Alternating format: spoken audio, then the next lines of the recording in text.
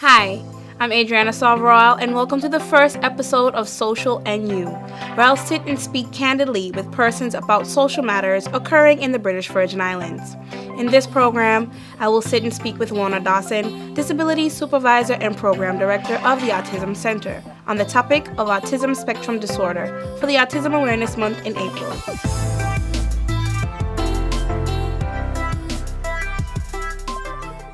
Thank you for being here with me, Ms. Dawson. Thank you for having me, Adriana. So this year will mark 5 years since the official opening of the center. Can you describe the type of services being offered now and how many clients do you currently cater to? At present, since we've opened, we are now on the Social Development Department. So it's not just the Autism Centre, but disability services in general, which serves adults with disabilities through BVI services. So in terms of the types of services that we offer, at BVI services where we deal with the adults, we deal with independent living skills, social skills, helping them to develop the skills to interact in the community. So they do swimming, they do activities within the community, visiting different sites, doing field trips, as well as everyday living skills. We are also working on skills that are essential for them to get jobs. We're trying to help as many of them as possible to get jobs. So we're working on things like basic numeracy, basic literacy, improving their thinking skills and their processing speed, the speed with which they're able to respond to questions that are asked. At the Autism Centre, we continue to provide services that enable our children to develop their communication skills, their social interaction, and most importantly, the cognitive or thinking skills that are needed to enable them to learn when they get into school, or to learn better, as most of them are already in some sort of school setting. Currently, at BVI services, there are 15 adults, and at the Autism Centre, we now serve, I think it's about 25 children and 5 adults. So when you say early intervention services, what exactly does that mean? I think I've been saying all along that we provide early intervention services, which can be a bit misleading if persons think really about what early intervention services include. It is generally a set of coordinated services that are geared towards helping a child develop optimally, especially a child who was at risk, whether through illness or through the mother's illness during pregnancy or at delivery. So generally, those services would include developmental therapy, which looks at developing the academic skills that are needed for learning. It looks at development of speech, communication skills, social skills, there's behavioral therapy for those who need it. Also for those who might have physical delays or that sort of thing, there's development for physical therapy. There's occupational therapy to help with everyday living skills such as feeding, writing, and that sort of thing. Now, at the center, we don't really have all those allied therapists, the occupational therapists, the speech therapists, and that sort of thing. So we do a bit of all of those areas. So that's why we prefer to say that we do developmental therapy, because it's geared towards developing the whole child.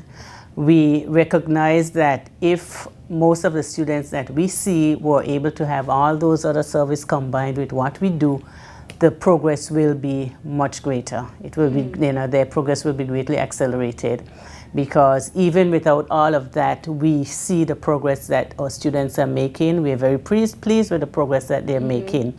So in our own little way, we provide the early intervention services that we are able to.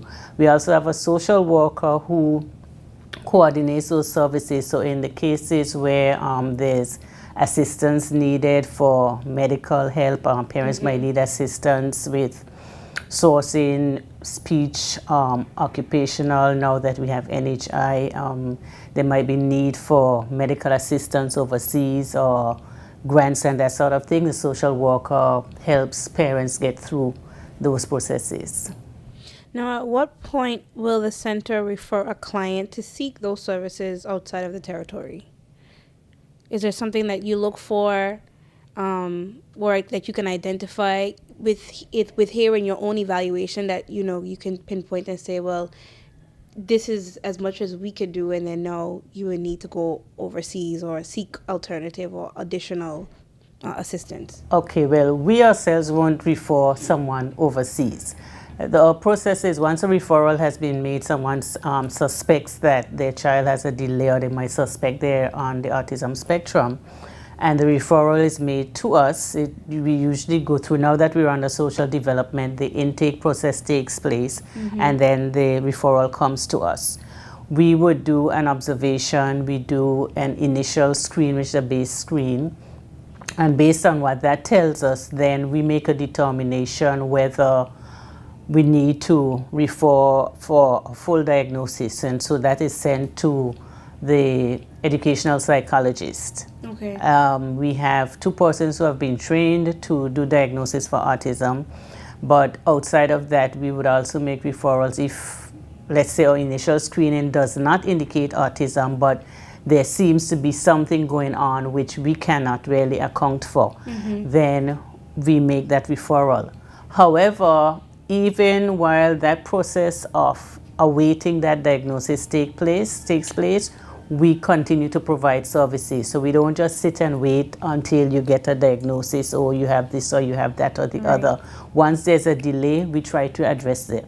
And so within our center, we also do what we call a PEP3, which is an assessment that gives you the strengths and weaknesses in different areas for the developing child, and then we use that information to build the learning goals that we would work on for that student. So we don't really say you go overseas, although we do keep contact with certain persons, and once that recommendation is made from the psychologist, then our social worker would then begin to help the parents sort out where.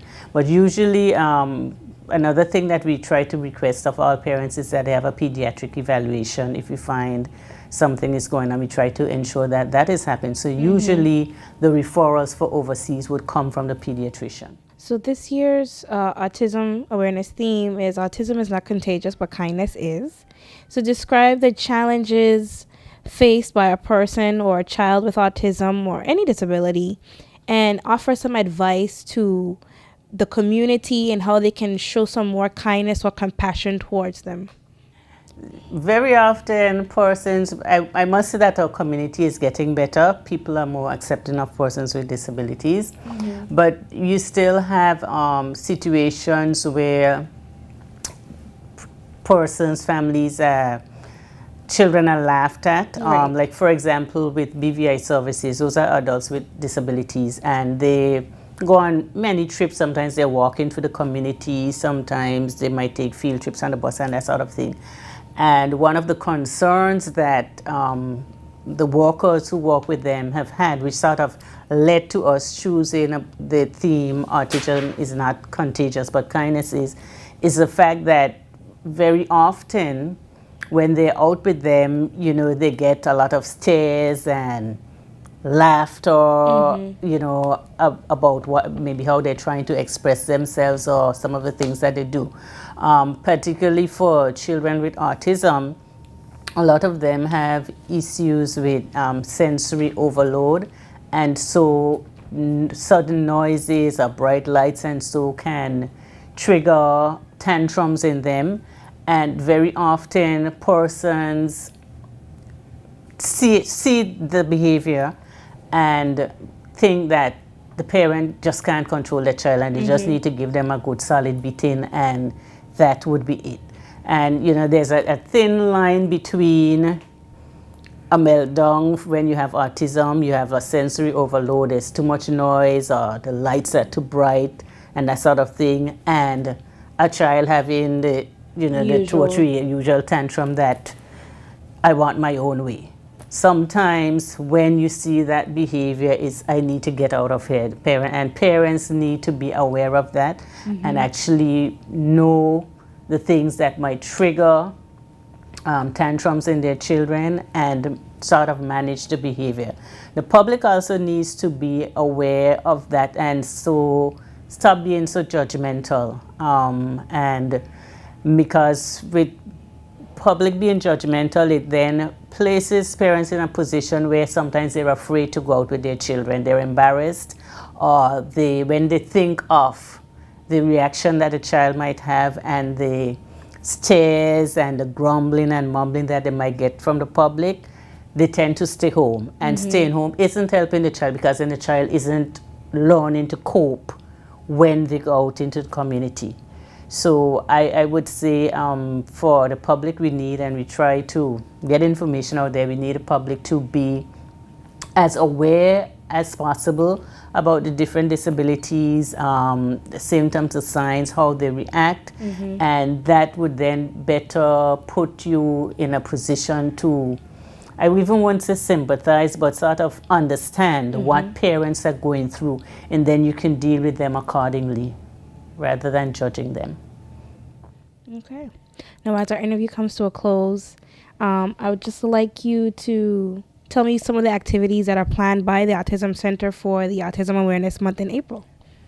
Okay, so April worldwide is observed as Autism Awareness Month. April 2nd is World Autism Awareness Day. This year that falls on a Sunday, so we are going to a church at Faith Baptist Church in Rotown. Their service is 11 a.m.